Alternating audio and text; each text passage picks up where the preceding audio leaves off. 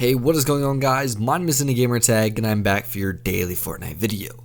Now in today's video, I'll be sharing with you the best settings in Fortnite for Season 9, specifically controllers. Whether you're playing on console like Xbox One, PlayStation 4, or even the Switch, or if you're using a controller on PC, this entire video should be beneficial to you guys.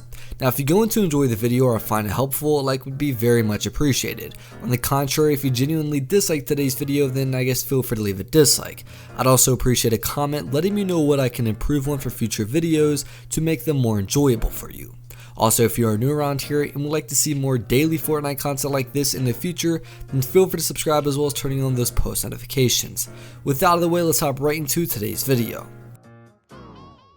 So again, I mentioned I'm going to be sharing with you the best settings for controller Fortnite for Season 9. Now Season 9's been out for about a week now, so I've been playing around with different settings and I've pretty much found what I think is the best settings, especially for Season 9. Now I make setting videos every single week, at least once a week, or at most once a week even, where I share with you guys the settings I use, basically the changes I made in the past week, as well as not only how to replicate mine if you'd like to do so, but how to optimize your settings if you don't want to replicate mine, which is perfectly understandable. So how to perfect them and basically make them the best for yourself and fall into your perfect sweet spot or preference. Now Season 9, there's been a brand new game style that realistically has taken Fortnite by storm. It's like a mixture of playing very passive aggressively with landing in aggressive locations and playing aggressively at the same time. It's just a bunch of different mixtures and things that fall in and blend into the perfect game style. On top of that, we've seen the introduction of a couple new weapons, that being the combat shotgun as well as the tactical AR. Both of these weapons are very unique in their own ways. I mean, the tactical AR in fact uses light ammo, which is not really often that we see that for an assault rifle, so this weapon itself is very different opposed to other ARs, especially due to its high fire rate.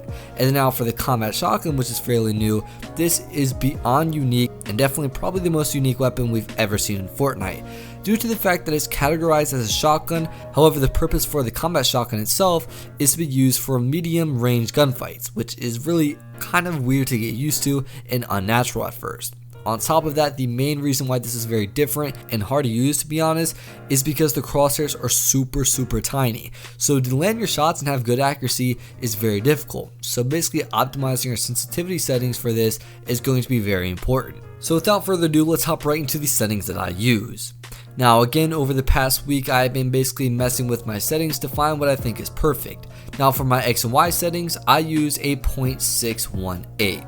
Now, the reason I use kind of like a low setting, I think it is low for myself at least, is because of the combat shotgun. Again, I mentioned the crosshairs are ridiculously small, and to have a decent accuracy with this is so difficult.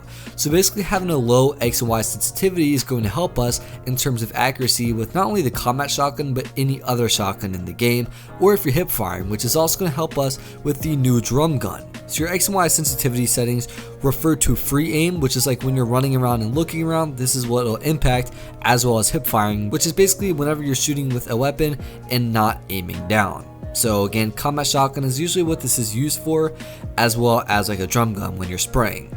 Now for shotguns in general, this is used maybe like 40% of the time where you're not aiming down the sights, just because usually close combat range is what you're using them for. So that's why the X and Y sensitivity settings basically impacts that. Now I used to use like a 0.72 to a 0.8, and of course with the introduction of the combat shotgun, I felt like it was best to lower it.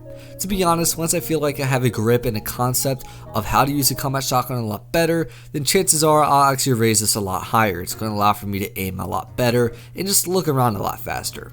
I think anything lower than a 0.618 is probably a little bit too low, as at least for my preference, because it's just going to be way too long to look around. So I would definitely say this is about the lowest you should make it at.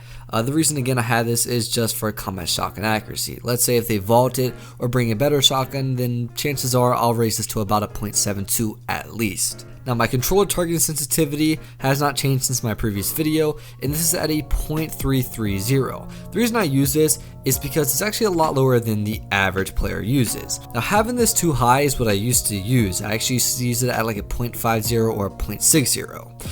I found myself having such a low accuracy and missing a lot of my shots. When people were running, it was hard for me to actually have my crosshairs locked onto them and keep up with them. I was always moving it too fast and going above them, and it was just causing my accuracy to go way low. so lowering it down has actually made it a lot easier for me. And to be quite honest, if anything, I'll probably decrease it more if I ever do actually find myself making a change to it. And basically lowering it to a 0.330 has done wonders for my accuracy, to be completely honest. I'd recommend if you have it at like a 0.4 or 0.5 just to lower it a little bit and just basically see the wonders that happens when you lower your sensitivity setting for targeting, because basically your accuracy will increase substantially. And this of course is going to affect our ADS, which is aim down sights. So if you're aiming down with like a combat shotgun or any shotgun as well as like an AR, this is what will more than likely impact. Now moving on to our controller scope sensitivity. This is going to of course impact something like a sniper rifle or a scoped AR. Now I have mine at a 0.567. This is one I probably will never change. I think this is literally the perfect setting for me, and I definitely recommend you replicate it. I used to have this at like a 0.8, so it's definitely a lot higher than what it should have been, and just like with my targeting sensitivity, I was finding myself over aiming and my accuracy was so low with it. So having that at 0.567 has allowed me to basically have very good accuracy, and it just feels a lot smoother. It's not too slow and it's not too fast. If anything, it is literally perfect for me. Now my controller building sensitivity is set to a 1.950, so mine is very close to the max, which is a 2.000. Now I know a lot of you guys probably want to have yours high like mine, which I completely understand. Now I wouldn't recommend making a huge jump like from a 1.5 to a 1.9, or even like a 1.7 to a 1.9 is too much. What I recommend doing is raising it or increasing it in small increments, or intervals rather. So if you have it at like a 1.3 and you really want to raise it very high, then just raise it half a decimal place and continue doing this after pretty much once a day. So if it's at a 1.3, then raise it to a 1.35. Once you feel like you're very comfortable on that setting, then raise it to a 1.4. Same thing goes, once you're comfortable with that setting, then raise it to a 1.5, so on and so forth, and eventually you'll find yourself up at a 1.950, just like me. I think at times that this is a little too fast, so I've yet to ever raise it. I'm very comfortable with it, and if anything, I'll probably keep it here, and I don't see myself raising it anytime soon. Now moving on to our controller editing sensitivity. Now I have this at the max, which is a 2.000. The reason I have this at a max opposed to my controller building sensitivity is because no matter what you do with editing on controller, you're going to run into errors. It's just the way it goes, especially on console, because the editing mechanics on console compared to PC is just ridiculous. It seems as if Epic does not care about console editing, which I guess really isn't that big of a deal. So again, you're going to run into errors regardless of what your sensitivity is at, so keeping it high is not going to really lower our errors that much, but it's just going to allow us to make a lot lower of our range motion. So basically, if anything, it's allowing us to make edits a lot quicker. And edits are basically one of the main things in Fortnite that you want to do quickly. Of course, building and editing are the two main things.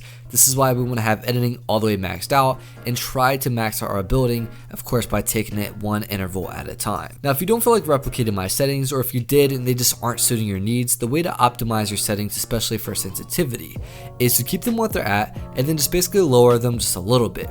If you feel like basically this has not changed anything, or if anything it's made it worse, then raise it from what it was originally at.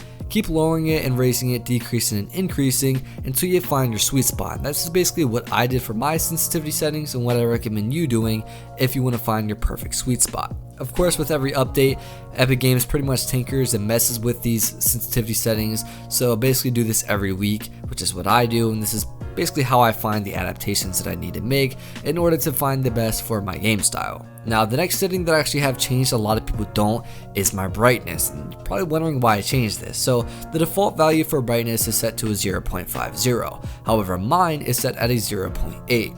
Now the reason I have mine higher than most people's is because it allows me to spot people out when they're in shadows or just in general a dark area.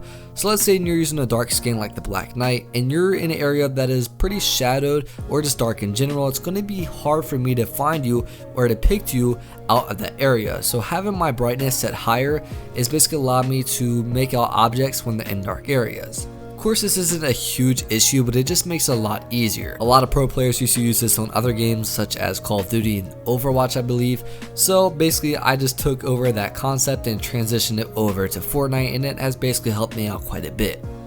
Now moving on to my keybinds.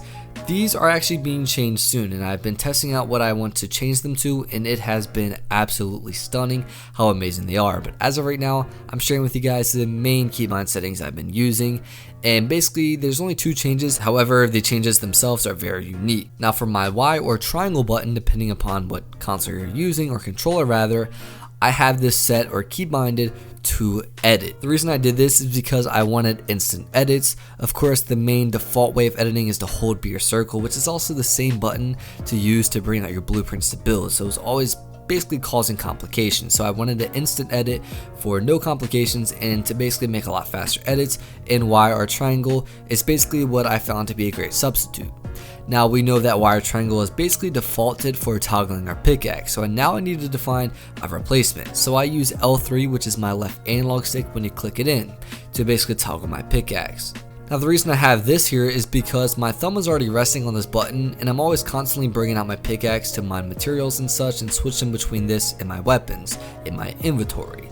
So basically it just makes it a lot easier. All I have to do is literally press down with a little bit of pressure on my thumb, and I've switched back and forth. Now you're probably wondering, what do we have for sprint? Because that of course is what we originally used for sprinting in the game.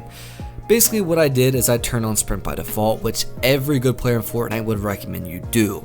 The reason is because there's never a time you shouldn't be sprinting in Fortnite. Of course, if you crouch, then sprint by default is not in effect. So basically I turned on sprint by default and it solved every issue. So again, Y or triangle is keybinded for edit, and then my L3, which is clicking in the left analog stick, is set for toggle pickaxe. And then for people wondering what my confirm button is for edit, it's basically B or circle, which is what's defaulted to. Again, I mentioned I have actually been working up some of the best keybind settings I think you will ever find for controller settings, and it has been absolutely amazing. So definitely stay tuned next week or the week after, where I'll be showcasing these new keybind settings, which are again ridiculous.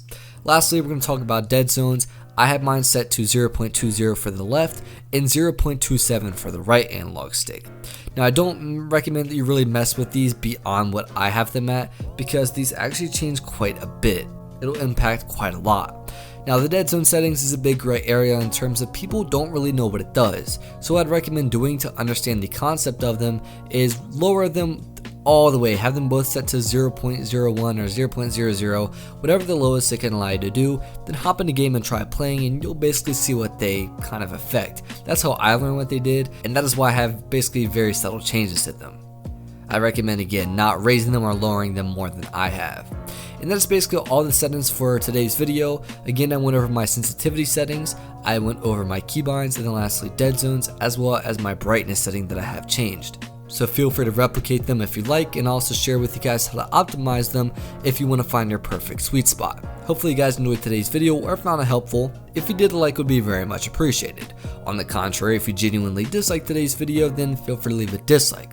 I'd also appreciate a comment letting me know what I can improve on for future videos to make them more enjoyable for you.